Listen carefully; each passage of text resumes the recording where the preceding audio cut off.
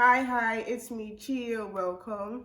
Today I'm doing a book review, and the book I am reviewing today is The Invisible Life of Addie Larue, written by V.E. Schwab. Funny thing, this is actually my second attempt reviewing this book because my first attempt was right after reading this book, and I was trying to wrap my mind around it, and it was just full of me holding back tears, staring off into space, and wondering about the meaning of life.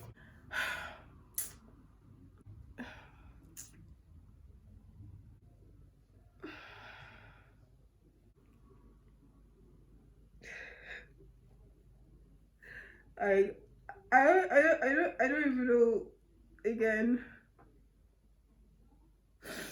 So before I get into why that happened, let me give you a quick rundown about what this book is about. So this book follows like a 300-year lifespan of Addie Larue. She came from a small village back in the 1700s where nothing really happens, and she's kind of a free spirit who doesn't want to be tied down by marriage or the conventional rules of the place.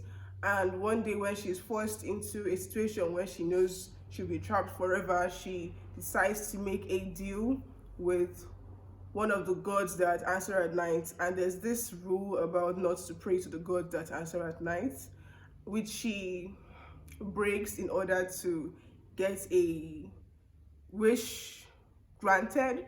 So she makes a deal, and this deal gives her freedom, but the cost of her freedom is that in order for her not to tie to anybody, not to be accountable to anybody, basically the result is that nobody remembers her, so this will happen. So she feels like she's been tricked, so this is her life now. She cannot leave a mark anywhere. She cannot be remembered by anybody she meets. So basically she goes somewhere and talks to somebody, and then they turn away for a second, and that's it, they've forgotten who she is, kind of thing. So this is the life she has to deal with over the span of the years. And then there are other characters involved in the story, but she's the main person we're following because it's kind of like a slow unraveling of her life. This book actually gave me a book hangover. The last book that gave me that was Crescent City, The House of Earth and Blood by Sarah J. Maas. And this one gave me a hangover in a different way. I'm still going to be in it. I know I'm going to be in it for a while. It's so bad or so good that this morning I woke up thinking my life was like Addie's life. Like I had a dream that I was being forgotten by everybody, and I woke up thinking that that was who I was until I looked around my environment and realized that made no sense. So yeah, no one has forgotten me, but it was weird I had that dream. Perhaps it's because I'm dealing with a head cold and the fever that comes with it, but it was this book I dreamt about, so it's in my mind. It's going to be in my mind for a while, so I'm going to look for something to help me get back to my normal self. Honestly, this book took me on a whirlwind of emotions, and as I said, it's different from the way Crescent City took me on a whirl of emotions. This one, I still don't even know what exact emotions I would say I'm feeling. Somewhere between sadness, anger, acceptance. I don't know, just so many things going on.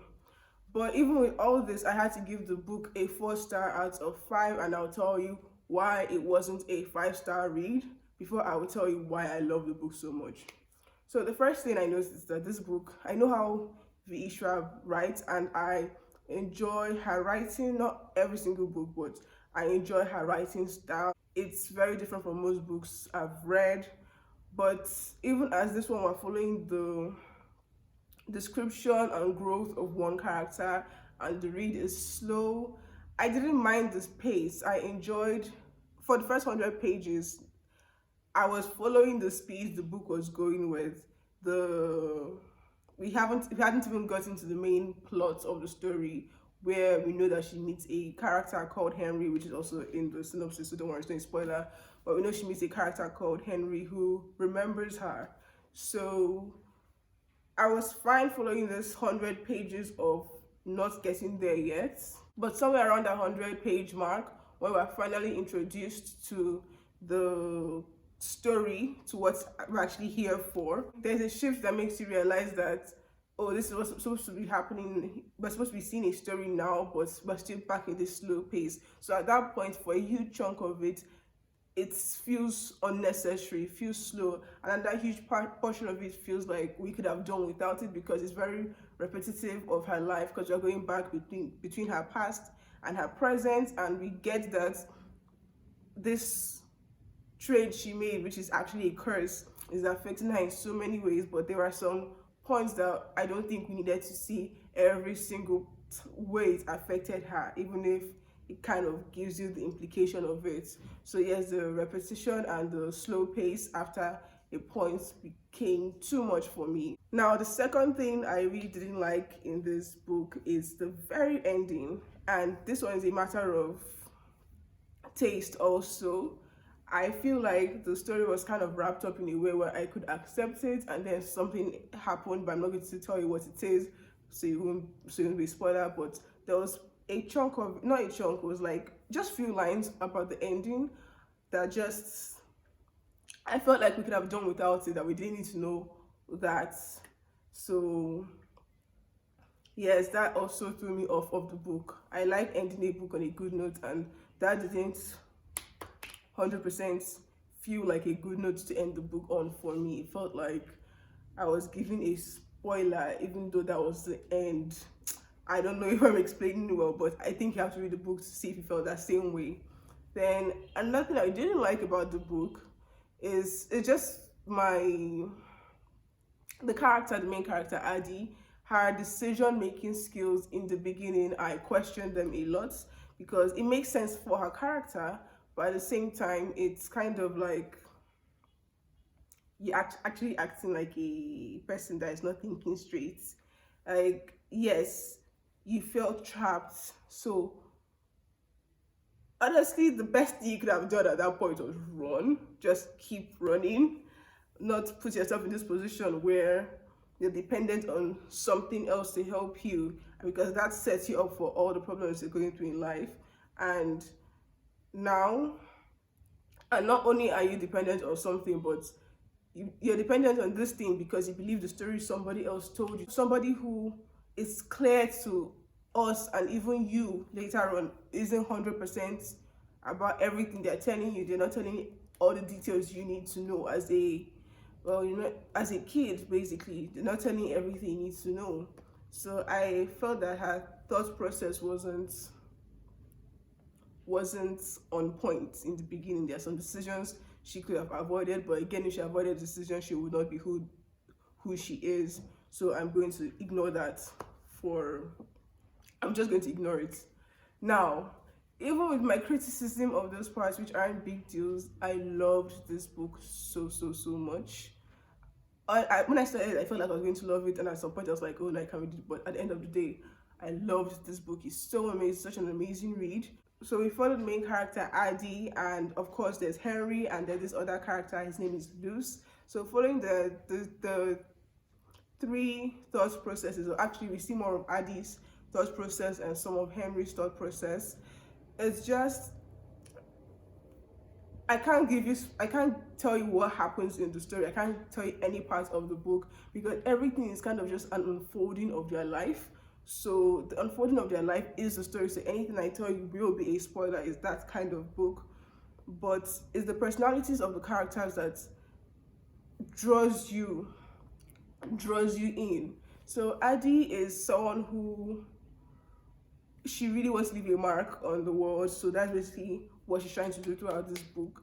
And the way she gets connected is through art and things like that. And for a writer, for a reader, for someone who loves art, it kind of just puts me inside the world I'm used to, the world I know. So it's beautiful. It's a beautiful story for any reader to read. So just seeing her express herself in that way was such a beautiful journey to see. Then there's Henry. My feelings for Henry are like this because I understand the concept of someone who feels things too much. I understand the concept of someone that feels that they're not enough, that everything's happening too fast, that the world's moving too fast, and they have to do everything, and they can't just decide on one thing. I understand how his character is like that, but at the same time, I don't know if I would say it's a personality thing or a health related thing, because we're never really fully given the description in the book. So I'm not sure what it is that triggers him to think that way. And on one hand, I can't fault you for having it as a personality thing. On the other hand, I can't fault you for having it as a health thing. But if it's a personality thing, I would fault you for the decisions you make because of that. I'll fault you for the thought process. So Henry is kind of like this. He's the character is described as older than me, but I imagine as a younger person than me, because I feel like he's not, that at some point in your life you're going to have to embrace the fear and the disaster and just live.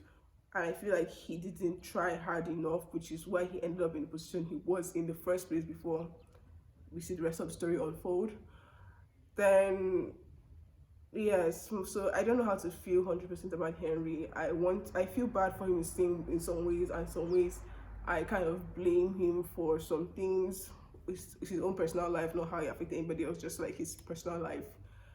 So yes, it just makes you think of the balance between good and evil, right or wrong, people's personalities, how they clash, things like that. And then there's Luce.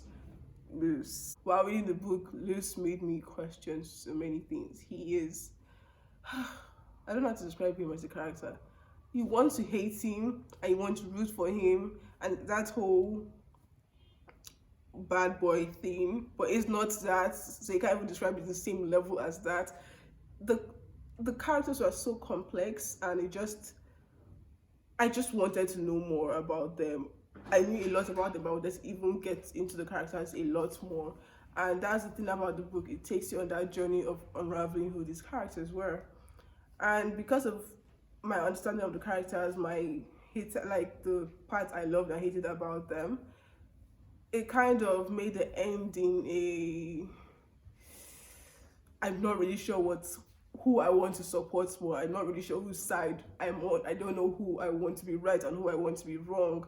That's the kind of journey this book took me on. But at the end of the day, the story was such a beautifully told story. V.E. Schwab's writing is exquisite. She knows how to capture the mind of an audience and make you have like this clear imagery of everything that's happening and understand these characters you're following, and I enjoy that in books. So yes, this is my review of The Invisible Life of Addie Larue. Again, I'm giving it a 4 star out of 5. It could have been a 5-star read. I could have given it 4.5 or something, if not for that last part. I could have ignored the chunk of slow pace, if not for that last part for me.